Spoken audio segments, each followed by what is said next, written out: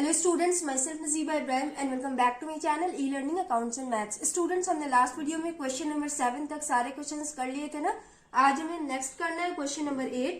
तो देखिए क्वेश्चन में लिखा हुआ है the following was the balance sheet of X Y and Z as at 28 फरवरी 2021। बैलेंस शीट दिया हुआ है एक्स वाई एंड जेड, ये तीनों पार्टनर्स है, उनकी कंपनी का बैलेंस शीट दिया हुआ है। एडजस्टमेंट्स में देखिए लिखा हुआ है the firm was dissolved on the above date on the following terms. Point first, debtors realized 29,000 and creditors and bills payable were paid at a discount of 10%. Debtors 29,000 में realize हुआ, creditors and bills payable का payment 10% का discount पे किया गया. Point second, stock was taken over by X for 17,000. Stock X लेके चला गया 17,000 में, X partner है, and furniture was sold to K for 20,000. Furniture K को सेल किया गया 20,000 में। के थर्ड पार्टी है, पार्टनर नहीं है ये, ओके ध्यान दीजिएगा। Point third, land and building was sold for 2,98,000। Land and building 2,98,000 में सेल किया गया। Point four, G's loan was paid by a cheque of the same amount. Company ने जी से लोन लिया था जिसका पेमेंट चेक के थ्रू किया गया, ओके जी थर्ड पार्टी है, पार्टनर नहीं है। Point fifth, compensation to workmen paid by the firm amounted to 15,000. Workers को compensation पे किया गया 15,000. Okay, prepare realisation account, capital account and bank account. इसमें हमें realisation account, partners capital account and bank account बनाना है। ओके चलिए start करते हैं। सबसे पहले हम रियलाइजेशन अकाउंट बनाएंगे। फॉर्मेट मैंने ऑलरेडी बना रखा है। तो रियलाइजेशन में सबसे पहले एसेट एंड लायबिलिटीज को कॉपी पेस्ट किया जाता है ना। तो चलिए स्टार्ट करेंगे। सबसे पहले एसेट का कॉपी पेस्ट करेंगे, यहां लिखेंगे 2। बैंक का कॉपी पेस्ट तो किया जाता नहीं है। डेटर्स करेंगे ना 48,000। Next stock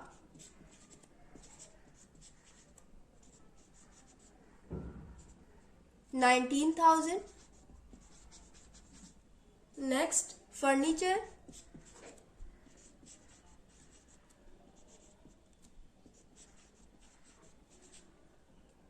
43,000।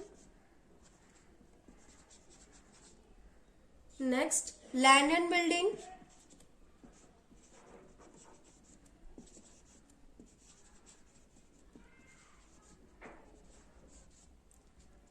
1,09,000। उसके बाद जेड्स कैपिटल दिया हुआ है तो कैपिटल की एंट्री होती नहीं है। लायबिलिटीज में देखिए सबसे पहले क्रेडिटर्स दिया हुआ है तो यहां लिखेंगे by creditors 30,000। Next bills payable 10,000। Next G's loan की एंट्री यहां पे होगी कि नहीं होगी, कंफ्यूज बिल्कुल भी मत होइएगा आप लोग। जी पार्टनर नहीं है, थर्ड पार्टी है, थर्ड पार्टीज लोन की एंट्री होती है। Okay, by G's loan 18,000। Next Y's loan, Y partner है, फर्म ने पार्टनर से लोन लिया तो उसकी यहाँ पे कोई भी एंट्री नहीं होगी, अलग से उसके लिए वाइज लोन अकाउंट प्रिपेयर करना होगा। ओके, वर्कमैन कॉम्पनसेशन रिजर्व, ध्यान से देखिएगा स्टूडेंट्स, अगर आपके बैलेंस शीट में वर्कमैन कॉम्पनसेशन रिजर्व दिया हो तो सबसे पहले आप लोग एडजस्टमेंट में देखा करिए कि कॉम्पनसेशन दिया है कि नहीं, किसी वर्कर को कॉम्पनसेशन पे करना है कि नहीं। तो यहाँ पे देखिए टोटल रिजर्व में से 15,000 वर्कर को पे करना है, तो उस केस में सबसे पहले हम जनरल एंट्रीज बनाते हैं, उसके बाद हम ये देखते हैं कि रियलाइजेशन अकाउंट में उसकी एंट्री होगी कि नहीं होगी। ओके, तो यहाँ पे मैं आपको जनरल एंट्री रफ में करके दिखा रही हूँ, अगर आपको नोट करना होगा तो आप लोग नोट कर लीजिएगा, उसके बाद मैं इरेज कर दूंगी, शॉर्ट में मैं लिखूंगी। तो ध्यान से देखिएगा, workman compensation reserve, total reserve कितना दिया हुआ है 33,000। अगर कोई भी कॉम्पनसेशन गिवन नहीं होता एडजस्टमेंट्स में तो ये 33,000 पूरा का पूरा पार्टनर्स में डिस्ट्रीब्यूट कर दिया जाता है, बट इसमें से 15,000 वर्कर को दिया गया है। तो यहां लिखेंगे 2 रियलाइजेशन अकाउंट, तो जो वर्कर को दिया जाएगा वो चला जाएगा रियलाइजेशन अकाउंट में 15,000 एंड रिमेनिंग बैलेंस जो बचेगा वो पार्टनर्स के बीच डिस्ट्रीब्यूट कर दिया जाएगा उनके प्रॉफिट शेयरिंग रेशियो में। तो रिमेनिंग बैलेंस कितना बचेगा, 33,000 माइनस 15,000, 18,000 बचेगा ना। तो यहां लिखेंगे 2x capital 2y capital 2z capital. 18,000 को इनके प्रॉफिट शेयरिंग रेशियो में डिवाइड करेंगे तो प्रॉफिट शेयरिंग रेशियो गिवन है नहीं, तो हम ये एज्यूम कर लेंगे कि इक्वल होगा 18,000 divided by 3, 6,000 and 6,000। General entry हमने बना ली। उसके बाद ये रियलाइजेशन अकाउंट का जो बैलेंस है 15,000, इसे हम वर्कर्स को देंगे तो उसकी एंट्री हो जाएगी realisation account debit to bank account. यहां लिखा हुआ है ना, compensation to workman paid by the firm amounted to 15,000। Firm ने पे किया है तो उसकी एंट्री हो जाएगी ये 15,000 एंड 15,000। ओके, सबसे पहले रिजर्व में से रियलाइजेशन अकाउंट में ट्रांसफर किया जाएगा, उसके बाद रियलाइजेशन अकाउंट से वर्कर्स को पेमेंट किया जाएगा। ठीक, तो उसकी जर्नल एंट्री ये बनेगी। अगर आपको नोट करना है तो आप नोट कर ले, मैं इसे इरेज करने लगी। ओके, स्टूडेंट्स रिजर्व की जर्नल एंट्री तो अब आपने देख ली। उसके बाद देखिए रियलाइजेशन अकाउंट में उसकी एंट्री कैसे होगी। तो जितने भी लायबिलिटीज का पेमेंट करना होता है उसको हम क्रेडिट साइड में कॉपी पेस्ट करते हैं ना, तो सेम कॉम्पनसेशन का भी हम करेंगे। कैसे करेंगे ध्यान से देखिएगा। यहां लिखेंगे बाय वर्कमैन कॉम्पनसेशन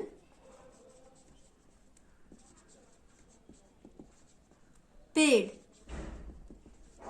कितना पे करना है, 15,000 ना, तो यहां पे हम 15,000 लिखेंगे। ओके, अब इसकी पेमेंट की एंट्री जब करनी होगी तो मैं आपको करके दिखाऊंगी। ओके, सारे एसेट्स एंड सारे लायबिलिटीज को कॉपी पेस्ट हमने कर लिया। उसके बाद एडजस्टमेंट्स में हम देखेंगे पेमेंट की एंट्री अब हम करेंगे। पॉइंट फर्स्ट में लिखा हुआ है डेटर्स रियलाइज 29,000। 29,000 में डेटर्स को रियलाइज किया गया। एसेट रियलाइजेशन की एंट्री किस साइड होती है, क्रेडिट साइड में, तो यहां लिखेंगे बाय बैंक, यहां हो जाएगा डेटर्स 29,000। उसके बाद क्रेडिटर्स एंड बिल्स पेबल, ये लायबिलिटी है तो इसके पेमेंट की एंट्री इस साइड होती है ना, तो पहले सारे एसेट्स की एंट्री कर ली, उसके बाद लायबिलिटीज पेमेंट की एंट्री करेंगे। Stock was taken over by X, stock X लेके चला गया तो यहां लिखेंगे by X capital account. X partner है ना, तो जब भी कोई पार्टनर लेके चले जाता है कोई भी एसेट तो उस पार्टनर का नेम मेंशन करते हैं हम। यहां ब्रैकेट में हो जाएगा स्टॉक, कितने में लेके गया, 17,000 में। ओके, उसके बाद फर्नीचर वो सोल्ड टू के, फर्नीचर के को सेल किया गया। अगर थर्ड पार्टी को सेल किया जाए और उसका नेम मेंशन हो तो हम उसके नेम से हमें उसके नेम से कोई मतलब नहीं रहता है। हमें बस ये देखना होता है कि एसेट बिका है कि नहीं बिका है। ओके, थर्ड पार्टी को अगर कंपनी सेल करे तो उसकी एंट्री बाय बैंक में ही होती है, एसेट रियलाइज्ड में ही होती है। ओके, अलग से उसका नेम मेंशन हम नहीं करेंगे। यहां लिखेंगे फर्नीचर, कितने में सेल किया गया, 29,000 में। एक्स पार्टनर है इसलिए इसका अलग से हमने कैपिटल अकाउंट लिखा, बट के तो कोई पार्टनर नहीं है ना, तो के का नेम मेंशन करने की जरूरत नहीं है। Land and building was sold for 2,98,000। Land and building 2,98,000 में बिका।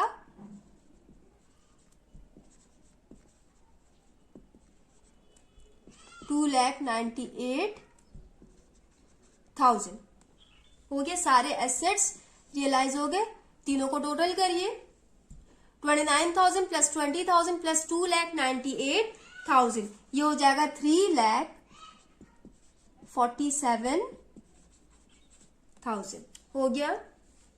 सारे एसेट्स रियलाइज्ड हो गए, इस साइड का हमारा पूरा हो गया। अब देखिए लायबिलिटीज पेमेंट की एंट्री, तो सबसे पहले क्रेडिटर्स एंड बिल्स पेबल को पे किया गया है 10,000 के डिस्काउंट पे, तो यहां लिखेंगे टू बैंक, ब्रैकेट में हो जाएगा क्रेडिटर्स।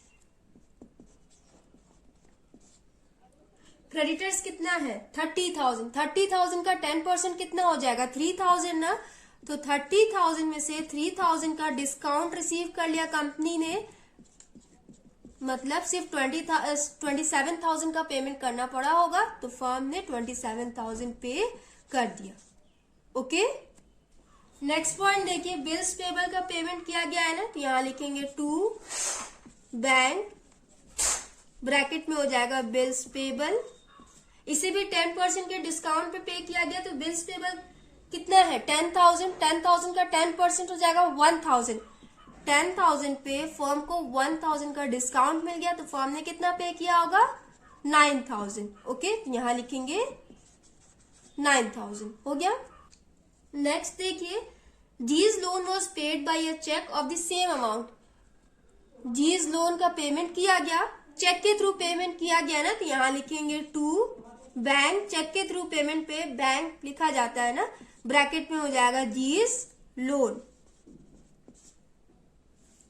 सेम अमाउंट मतलब जितना लोन लिया गया था उतना ही पेमेंट कर दिया गया, तो 18,000 पे कर दिया होगा फर्म ने। ओके, ये हो गया। उसके बाद देखिए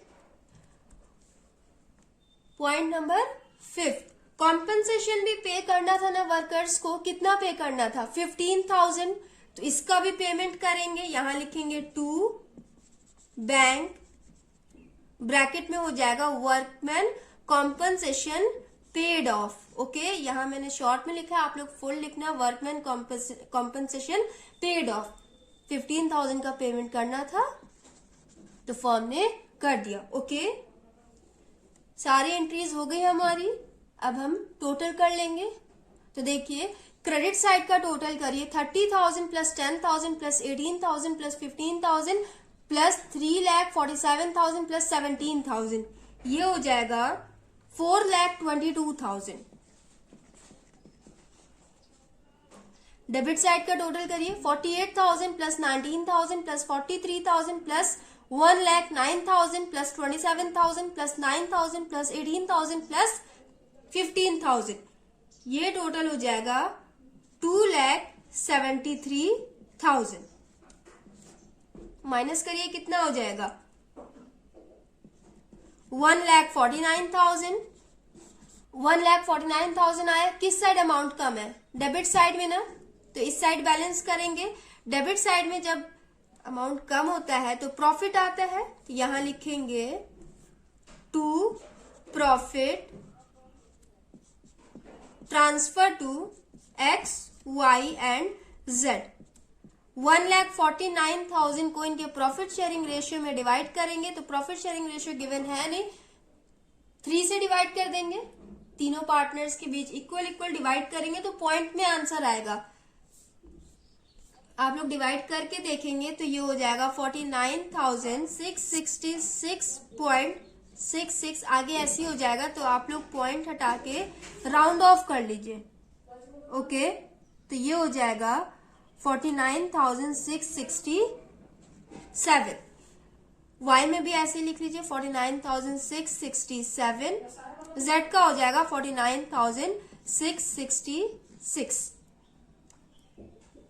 अगर यहाँ पे 7 कर देंगे ना, तो टोटल करने में 1,49,000 नहीं आएगा, इसलिए तीनों में से किसी एक का उतने ही पे रखना पड़ेगा, ताकि आपका ये बैलेंस टोटल हो जाए। ओके, हो गया, दोनों साइड टोटल कर लीजिए, 4,22,000 एंड 4,22,000। सो स्टूडेंट्स, हमने रियलाइजेशन अकाउंट कंप्लीट कर लिया।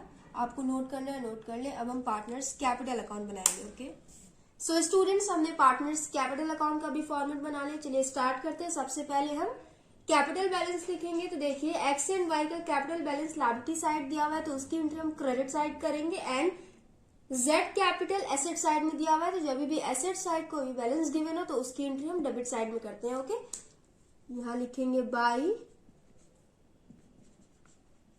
Balance BD 75,000 and 85,000। यहां हो जाएगा 2 बैलेंस BD, जेड में हो जाएगा 20,000। ये हो गया। उसके बाद रियलाइजेशन अकाउंट में जो प्रॉफिट आया था उसे हम ट्रांसफर करेंगे। यहां लिखेंगे बाई रियलाइजेशन अकाउंट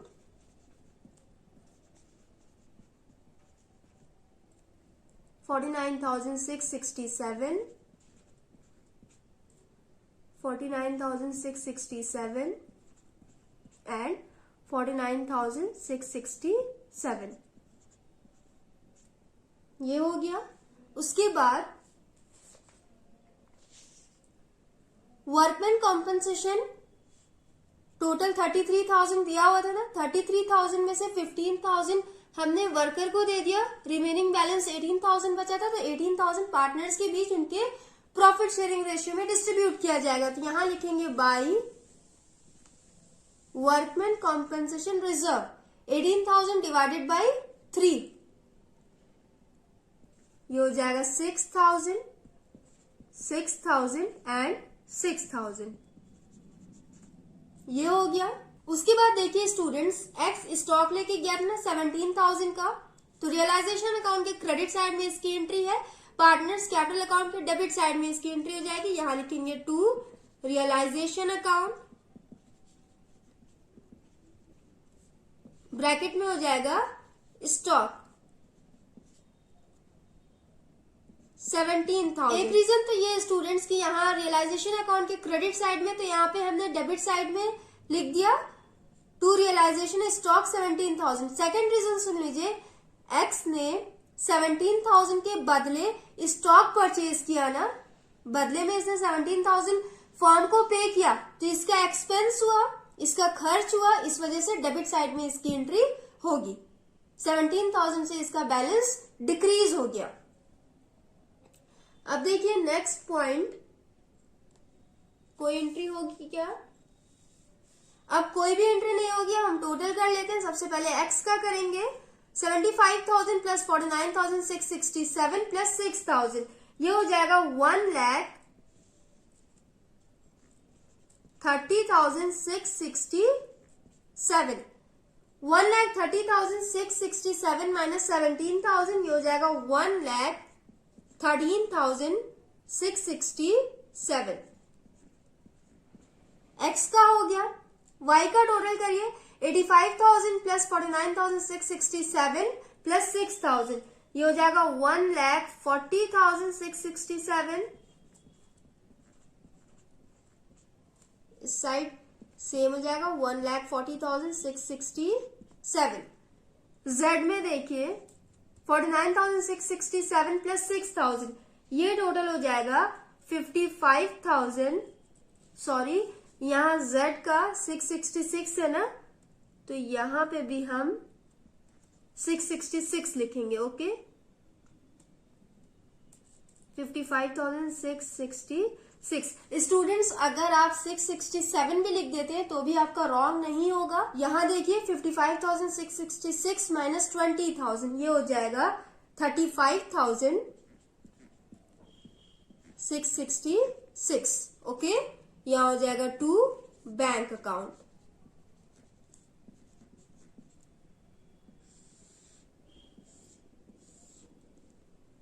$1,30,667, $1,40,667 एंड 55,666, दोनों साइड इक्वल हो गया। पार्टनर्स कैपिटल अकाउंट हमने बना लिया। अब हम बैलेंस शीट में देखिए वाइज लोन दिया हुआ है ना, फर्म ने वाई से लोन लिया है तो फर्म उसे पेमेंट भी करेगी, तो पेमेंट के लिए हमें लोन अकाउंट बनाना पड़ेगा, तो वाइज लोन अकाउंट बनाएंगे, उसके बाद हम बैंक अकाउंट बनाएंगे। ओके, वाइज लोन अकाउंट देखिए स्टूडेंट्स काफी इजी होता है ये प्रिपेयर करना। सबसे पहले देखिए लायबिलिटी साइड में वाइज लोन बैलेंस दिया हुआ है ना, तो लायबिलिटी साइड के बैलेंस की एंट्री हम क्रेडिट साइड में करते हैं। यहां लिखेंगे बाई बैलेंस BD कितना दिया हुआ है 20,000, यहां लिखेंगे 20,000। फर्म इसे पेमेंट करेगी, अकाउंट क्लोज करना है तो ऑपोजिट साइड में एंट्री करेंगे, यहां लिखेंगे टू बैंक अकाउंट 20,000 हो गया। वाइज लोन अकाउंट बन गया, इतनी इजी होता है। अब हम बैंक अकाउंट बनाएंगे। सो स्टूडेंट्स, बैंक अकाउंट का फॉर्मेट भी हमने बना लिया। अब देखिए बैंक अकाउंट करते हैं। सबसे पहले हम बैंक अकाउंट का बैलेंस अमाउंट लिखेंगे। एसेट साइड में बैंक बैलेंस दिया हुआ है 32,000, तो एसेट साइड में जो भी बैलेंस गिवन होते हैं उसकी एंट्री हम डेबिट साइड में करते हैं। यहां लिखेंगे टू बैलेंस BD 32,000। इसके बाद रियलाइजेशन अकाउंट में देखिए बैंक अकाउंट के जो भी ट्रांजैक्शंस हैं उनको हम बैंक अकाउंट में ट्रांसफर करेंगे। तो सबसे पहले डेबिट साइड में देखिए यहां लिखा हुआ है to bank creditors payment, to bank bills payable, to bank G's loan का पेमेंट हमने किया था, फिर वर्कर को कॉम्पेंसेशन पे किया था। ये सारी एंट्रीज इधर क्रेडिट साइड में चली जाएगी। यहां लिखेंगे by realisation account,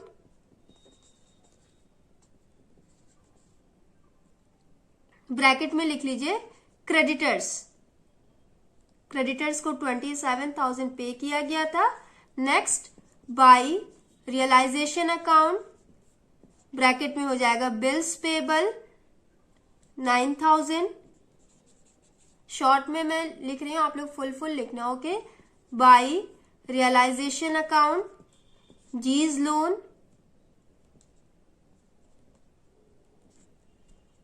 18,000 by realisation account workman compensation paid 15,000। ये हो गया क्रेडिटर्स पेमेंट की हमने एंट्री कर ली। अब हम एसेट्स रियलाइज की एंट्री करेंगे। यहां लिखेंगे टू रियलाइजेशन अकाउंट,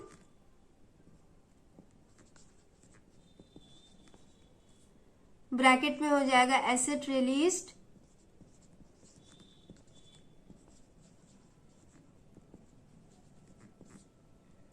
टोटल कितना आया था 3,47,000। यहां लिखेंगे 3,47,000। बैंक अकाउंट बनाना काफी इजी होता है। पार्टनर्स कैपिटल अकाउंट में देखिए डेबिट साइड में टू बैंक अकाउंट करके सारे पार्टनर्स का बैलेंस दिया हुआ है ना, तो यहां हम क्रेडिट साइड में ट्रांसफर कर लेंगे। यहां लिखेंगे by x capital 1,13,667 by vice capital 1,40,667 by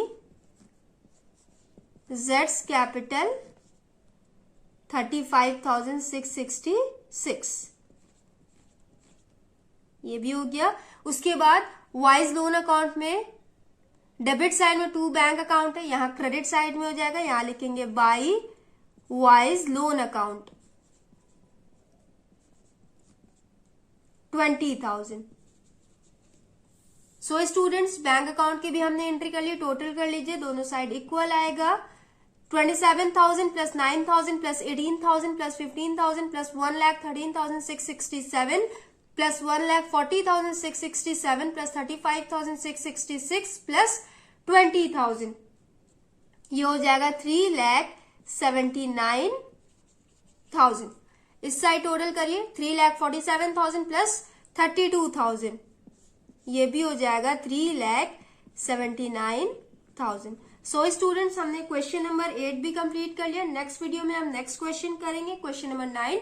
so if you like video then please like share and comment and do subscribe my channel. Thanks for watching.